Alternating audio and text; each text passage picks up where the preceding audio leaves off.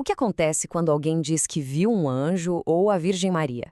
A Igreja Católica leva esses relatos muito a sério, e o processo de investigação por trás disso, olha, é bem mais complexo e fascinante do que a gente costuma imaginar. Vamos entender juntos como a fé e a razão caminham lado a lado nessa busca. Histórias de visões e aparições existem desde que o mundo é mundo, né? Em várias culturas, em várias religiões. Mas a grande questão é como separar uma experiência que pode ser genuína de uma ilusão. Pois é, a Igreja Católica desenvolveu um método super rigoroso para isso. E é exatamente esse processo que a gente vai desvendar agora.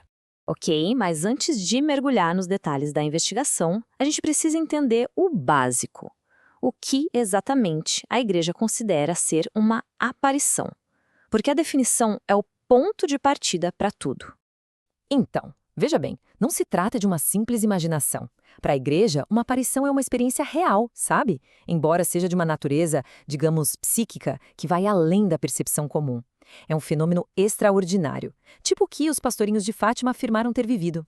Mas por que será que essas aparições parecem acontecer em momentos tão específicos da história?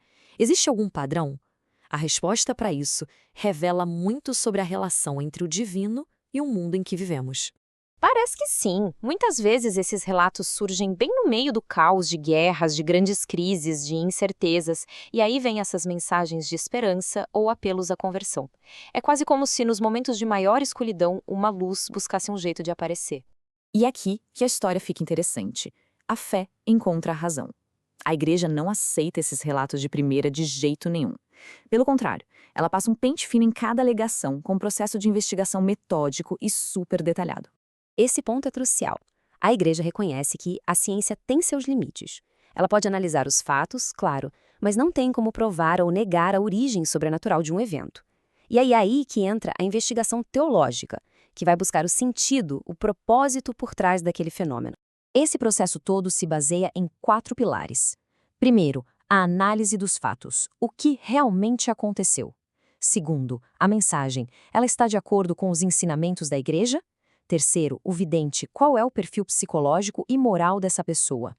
E, por fim, os frutos. Qual o impacto espiritual que isso teve na comunidade? Trouxe coisas boas?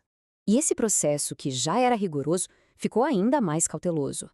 Recentemente, a Igreja promoveu uma mudança bem significativa na forma como investiga esses fenômenos.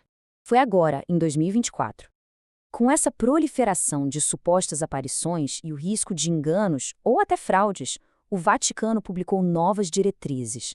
A ideia é ter uma abordagem mais prudente, mais focada nos benefícios espirituais para os fiéis.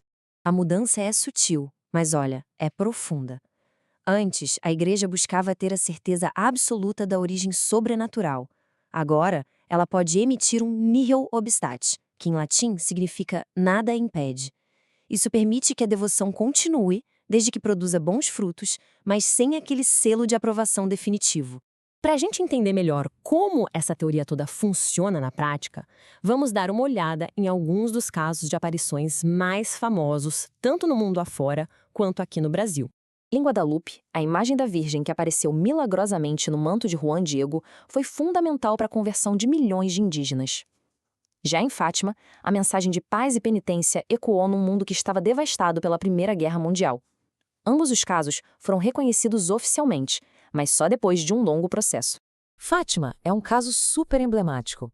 As mensagens reveladas aos 3 pastorinhos continuam inspirando milhões de fiéis no mundo inteiro, mais de um século depois. A devoção que foi gerada é um daqueles bons frutos que a Igreja busca ao analisar esses casos. E aqui no Brasil a gente tem um exemplo claro com a devoção à Nossa Senhora Aparecida, a padroeira do país. É um fenômeno reconhecido e abraçado pela Igreja. Por outro lado, existem diversos outros casos que, depois de investigados, não receberam o mesmo reconhecimento. Isso mostra bem que o processo de discernimento é seletivo e muito, muito rigoroso. No fim das contas, a questão que fica é essa, né?